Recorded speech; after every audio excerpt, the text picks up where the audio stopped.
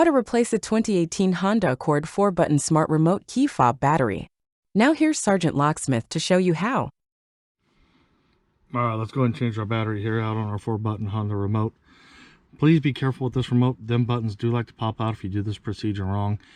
If that happens, at the end of this video, there'll be a clip for it. All you gotta do is just hit the little thumbnail to go to it. Now let's get started. You can, if your keys are on, leave them on, that's fine. Go ahead and hit your emergency release. Pull out your emergency key blade. Make sure you hold your remote.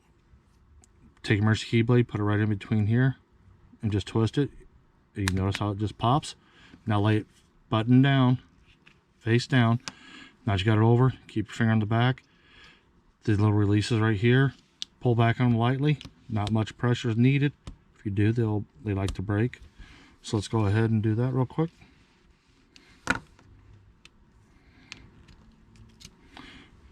It takes a CR2032 battery. So we've got our new battery. We'll put it in. Push it in. Push down and it pops in. Pop that side up. Go ahead and squeeze them together. Put your emergency key blade back in. And there you go. You've just changed your remote battery. Hey, thanks again for watching this.